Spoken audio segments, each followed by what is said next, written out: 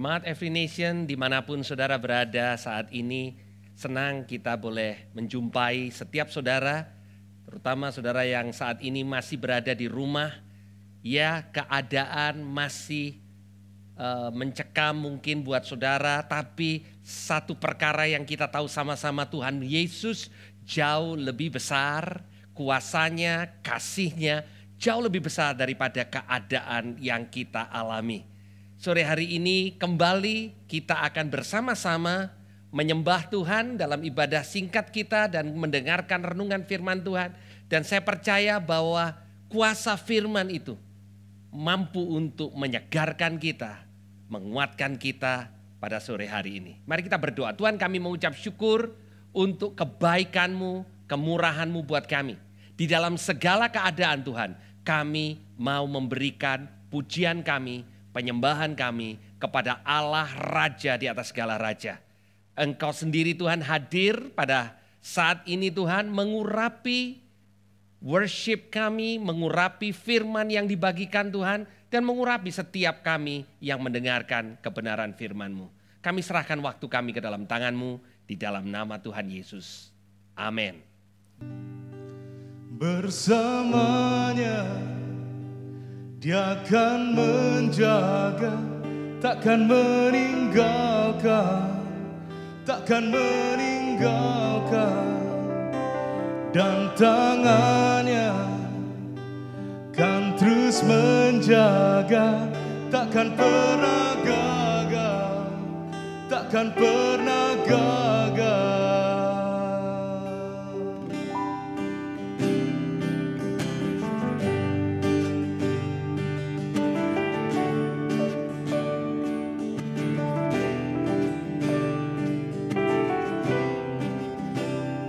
Tuhan sanggup, tak pernah gagal. Ya Tuhan perkasa, jauh melebihi segala yang ku pinta. Dia telah kerjakan dan bangkit mengalahkan maut. Kau hidup, Tuhan, Kau sanggup, dalam-Mu ada kuasa. Selamanya Tuhan, Kau sanggup.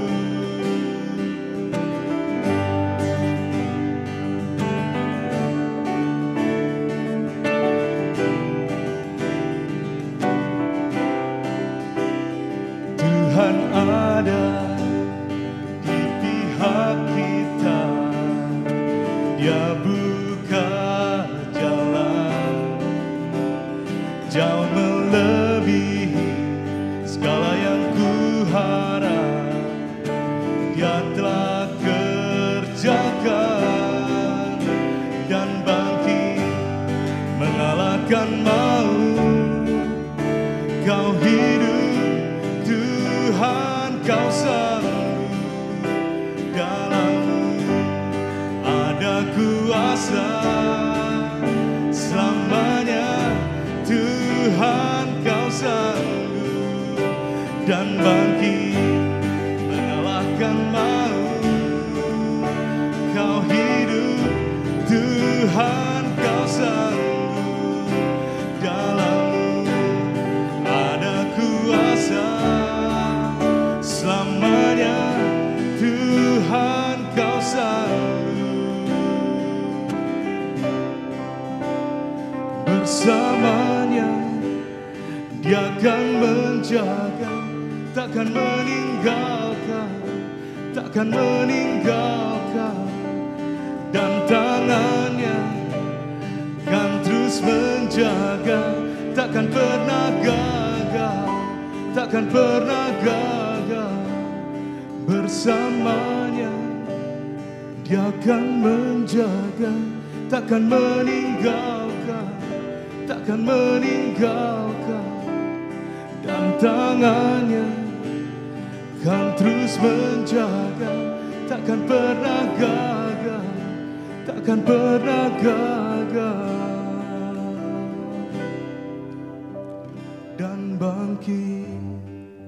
mengalahkan maut.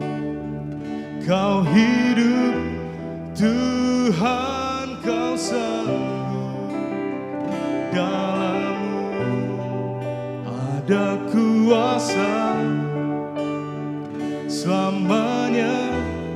Tuhan, kau sanggup.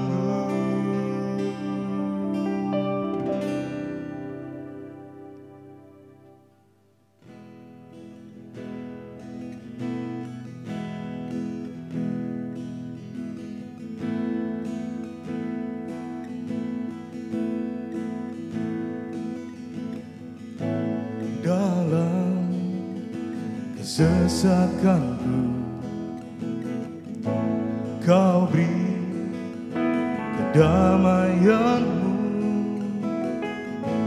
Dalam keraguan ku temukan wajah-Mu.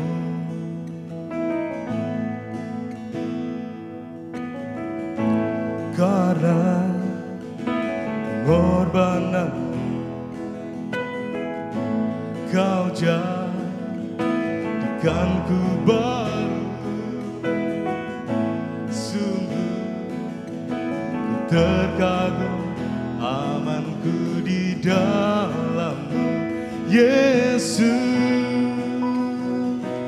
Kau membuatku sesuai rencana hidupku. Kau memegang setiap musim hidupku. Ku serahkan semua kekhawatiranku. Ku milik-Mu.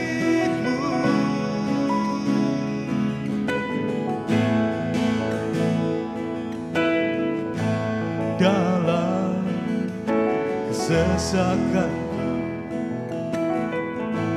Kau beri kedamaian-Mu. Dalam keraguan ku temukan wajah-Mu.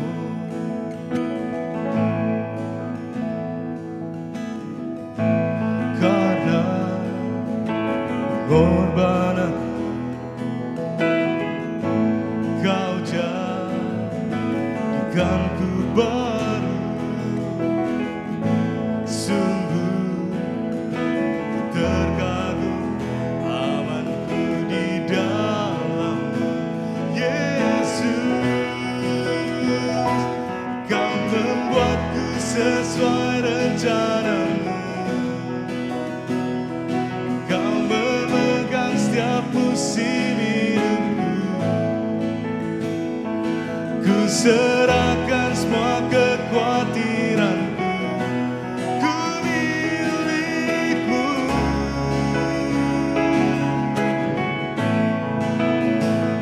Semua kekuranganku Kau pun tahu. Tetap Kau pandang indah dalam-Mu. Ku angkat tanganku dan berseru, Ku milik-Mu.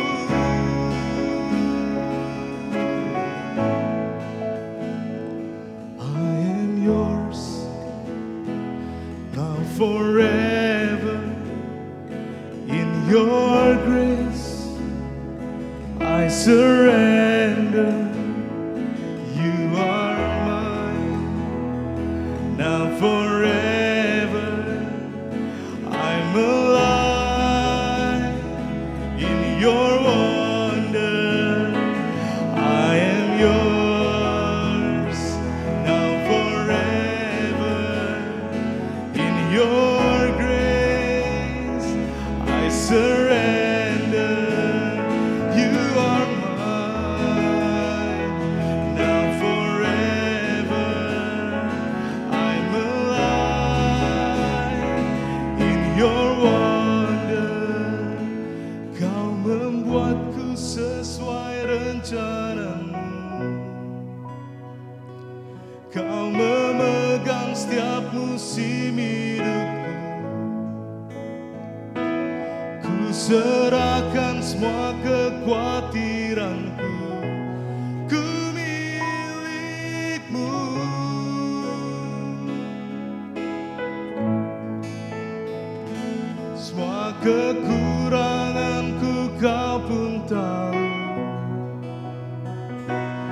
tetap kau pandang indah dalammu. Ku angkat tanganku dan berseru, ku milikmu. Oh, kau membuatku sesuai rencanamu. Kau memegang setiap musim hidupku.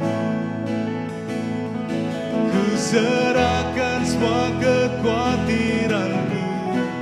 Ku milikmu.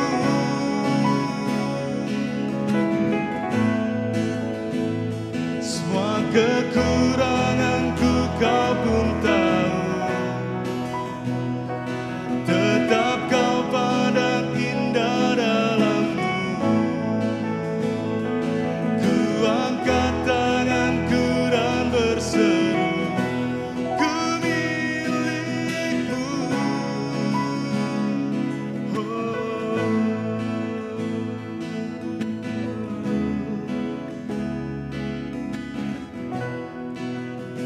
Ku milikmu.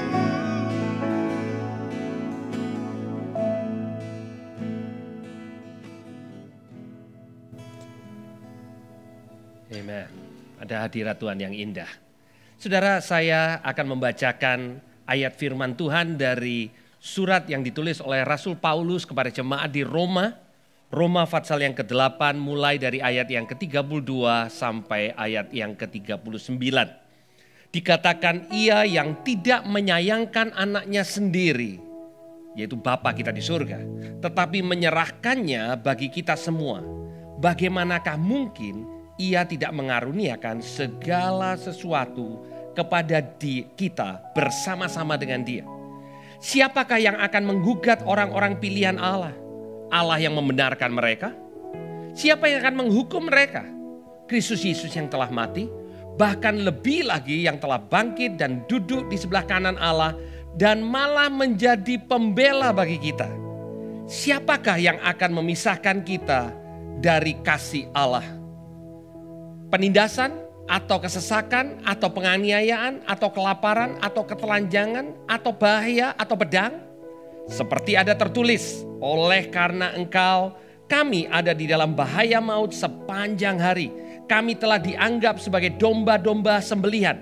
Tetapi dalam semuanya itu kita lebih daripada orang-orang yang menang oleh karena Dia yang telah mengasihi kita. Di ayat yang ke-32 Rasul Paulus mengatakan kalau Bapa di surga yang tidak menyayangkan anaknya sendiri tapi memberikannya buat kita, tidak mungkin Dia tidak memberikan segala sesuatu. Nah, kemudian Rasul Paulus mulai menjelaskan apa yang seringkali orang tangkap pada waktu hal buruk terjadi, keadaan buruk terjadi, pada waktu aniaya terjadi. Tuhan mungkin sedang menghukum kita. Tuhan mungkin sedang melakukan perkara untuk membuat kita merasa gerah dengan keadaan. Apakah benar seperti itu? Dikatakan siapa yang akan menggugat orang-orang pilihan Tuhan? Apakah Tuhan Yesus yang malah sudah mati buat kita? Artinya saudara, keadaan boleh buruk, Tuhan tidak sedang melawan kita. Tuhan bersama-sama dengan kita. Itu yang Rasul Paulus ingin tekankan pada waktu keadaanmu buruk, pada waktu tekanan datang dalam hidupmu, pada waktu kita melihat keadaan yang tidak menentu seperti saat-saat ini. Satu perkara yang kita perlu tahu, Tuhan tidak sedang melawan anak-anaknya. Tuhan bersama-sama dengan kita. Tuhan bahkan ingin supaya kita semakin dekat kepada Dia. Itu sebabnya Tuhan katakan siapa yang dapat memisahkan kita dari kasih-Nya? Siapa yang dapat memisahkan kita dari kasih Kristus? Kemudian ada list, ada daftar yang Paulus coba untuk berikan. Penindasan, kesesakan, penganiayaan, kelaparan, ketelanjangan, bahaya, atau perang. Dan kemudian Rasul Paulus mengatakan oleh karena engkau kami ada dalam bahaya maut sepanjang hari. Artinya saudara, Rasul Paulus, rasul yang dipakai Tuhan luar biasa. Mengalami bahaya sepanjang hari pada waktu dia mengabarkan Injil. Mungkin bahayanya agak berbeda dengan apa yang kita alami sekarang. Tapi poin yang Tuhan ingin kita sama-sama mengerti bahwa penindasan, kesesakan, semua yang kita alami ini tidak menunjukkan bahwa Tuhan sedang melawan kita. Sebaliknya, Rasul Paulus mengatakan siapa yang boleh memisahkan kita dari kasih Kristus. Artinya kasih Kristus itu senantiasa bersama-sama dengan kita. Di dalam keadaan baik, terutama kita bisa merasakannya justru karena keadaan yang tidak baik. Di ayat 37 dikatakan tetapi dalam semuanya itu apa saudara? Dalam keadaan tekanan, dalam keadaan bahaya, dalam keadaan kelaparan, dalam keadaan penganiayaan. Semua yang tadi firman Tuhan katakan. Kita lebih dari orang yang menang. Karena Dia yang telah mengasihi kita. Jadi kemenangan orang Kristen bukan karena keadaannya nyaman. Bukan karena tidak ada bahaya, bukan karena tidak ada tekanan, tetapi kemenangan orang percaya karena kasih Kristus yang boleh menguasai dia. Artinya kita boleh tetap bersukacita di dalam tekanan, kita boleh menjadi pemenang karena Kristus sudah menang dan memberikan kemenangannya kepada kita. Dan kita tidak perlu dikuasai oleh ketakutan, kita menang atas ketakutan sekalipun. Masalah belum beranjak, tekanan masih ada, dan semua perkara masih bisa membuat kita kadang goyah. Tapi Tuhan mengatakan kita lebih dari pemenang. Saya melanjutkan di ayat yang ke-38 dan 39.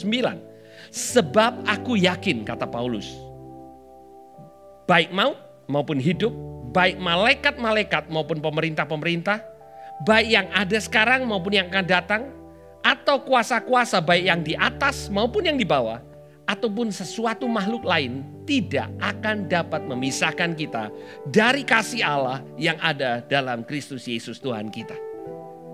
Saya ingin mengatakan dengan apa yang saat ini terjadi, saya boleh katakan baik virus corona, baik tekanan ekonomi, baik keadaan yang tidak menentu, baik masa depan yang kelihatannya kita tidak tahu, tidak ada dari perkara-perkara itu yang dapat memisahkan kita dari kasih Allah yang ada di dalam Kristus Yesus. Hari-hari ini kita bisa dipenuhi oleh dua hal. Satu ketakutan, satu kasih Tuhan yang memberikan damai sejahtera. Hati kita itu seperti bejana. Kita yang punya hak, kita yang punya kemerdekaan untuk mengisinya. Apa yang kita mau isi, itu yang membuat hati kita penuh dengan hal-hal itu. Kalau kita mengisinya dengan segala ketakutan, segala berita buruk, maka hati kita akan menjadi gelisah. Tetapi kalau kita mengisi hati kita dengan kasih Kristus yang begitu dalam, begitu besar, saudara bangun pagi, apa yang pertama-tama yang saudara renungkan? Data atau kebenaran? Hari-hari ini memang sulit untuk mengalihkan mata kita, pikiran kita dari apa yang sedang terjadi di sekeliling kita. Tetapi justru karena itu, nasihat firman Tuhan mengingatkan kepada kita, mari kita kembali. Mari kita diingatkan betapa Kristus mengasihi kita dengan luar biasa. Dan kasih-Nya membuat kita lebih dari pemenang. Kasih-Nya membuat kita mengalahkan ketakutan. Kasih-Nya membuat kita mengalahkan kegelisahan. Kasih-Nya membuat kita menjadi orang-orang yang menang. Dan Bapak Ibu Saudara, kita hanya bisa membagikan damai sejahtera, ketenangan itu kalau kasih Kristus melimpah bekerja dalam kehidupan kita. Tetapi kalau hidup kita dikuasai, dipenuhi dengan kekhawatiran, maka hal itu pula yang akan kita bagikan kepada orang-orang yang ada di sekeliling kita. Hari-hari ini banyak di antara kita tinggal di rumah kita masing-masing. kita mengurangi aktivitas di luar rumah. Tetapi pada waktu kita ada di dalam rumah, yang Tuhan inginkan adalah shalom Tuhan. Damai sejahtera Tuhan melimpah di rumah kita. Yang melimpah tidak harus makanan. Yang melimpah bukan persediaan. Tetapi yang melimpah adalah kasih Tuhan.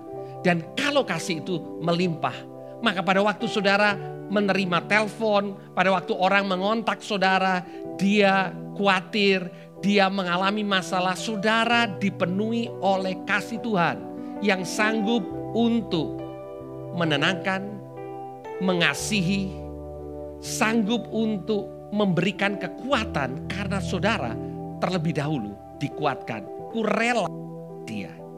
Rasul Paulus mengatakan, aku suka, aku rela di dalam kelemahan. Kenapa? Karena kelemahan itu membuat pertolongan penghiburan Tuhan datang di dalam hidupnya supaya dia bisa menghibur orang lain.